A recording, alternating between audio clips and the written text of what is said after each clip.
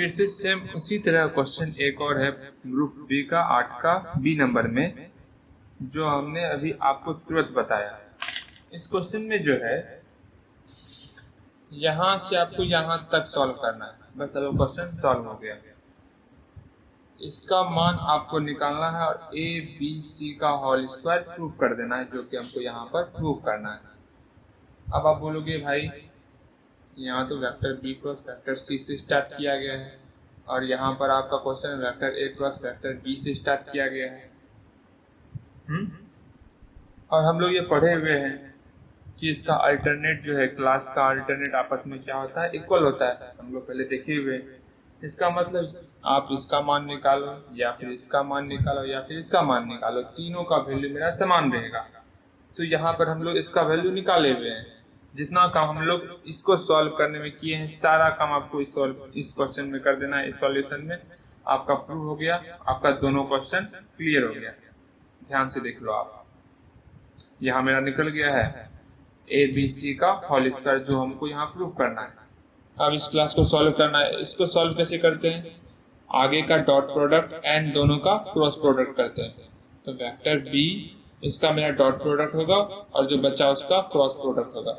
एक बार फिर समझो आप, इसका मेरा डॉट प्रोडक्ट हुआ और जो बाकी जो दो बचा उसका मेरा क्रॉस प्रोडक्ट हुआ। इसको सॉल्व करेंगे और देखेंगे क्या इसका मान सचमुच में 0 के बराबर नहीं हो रहा है या फिर 0 ही हो रहा है। इसका मान हम लोग निकालते हैं।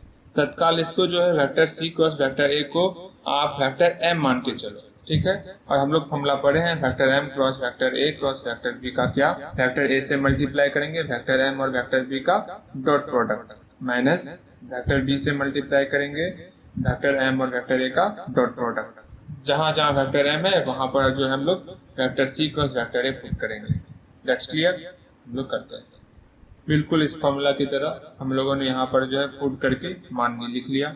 इस फॉर्मूला में जहां जहां वेक्टर एम था वहां वहां हम लोग vector C cross vector a रख दिए।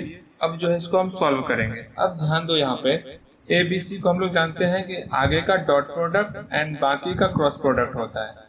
इसका मतलब जो आगे में रहेगा वो मेरा डॉट में रहेगा, डॉट वाला एलिमेंट रहेगा, जो बाकी जो बचा वो मेरा क्रॉस का एलिमेंट रहेगा।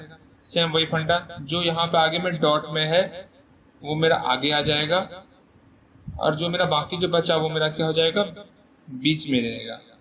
इसको हम लोग क्लास में लिखना सीखेंगे, ठीक है। सेम उसी तरह यहाँ पे हम लोग क्लास में करेंगे।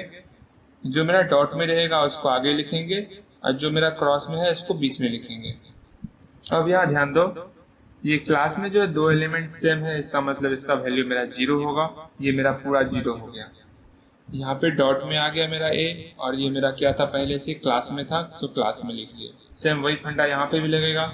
जो मेरा डॉट में था वो आगे आ गया और जो बीच में है वेक्टर बी वेक्टर सी बीच में रहा। और हम लोग जानते हैं अगर 3 एलिमेंट है उसको अल्टरनेट वो मेरा क्या होता है, इक्वल होता है। Vector a b c equal b c a equal c a b. यहाँ बी सी है, इसको हम ए बी सी लिख सकते हैं। हम लोग पहले पढ़े हुए। इसका मान किसके बराबर हो गया, ए बी सी का होल स्क्वायर। यहाँ पर जो है ए बी सी मेरा क्या है, नॉन कॉप्लेनर, और जो कि 0 के बराबर नहीं है तो इसका मेरा स्क्वायर भी जो है 0 के बराबर नहीं होगा। तो मेरा प्रूव हो गया, जो इसका मेरा वैल्यू का मान निकला वो मेरा निकला ए बी सी का होल स्क्वायर। और ए बी सी जो है मेरा नॉन कॉप्लेनर है, इसका मतलब ये भी जो है मेरा नॉन कॉप्लेनर होगा। That's clear. हम लोग का प्रूव हो गया।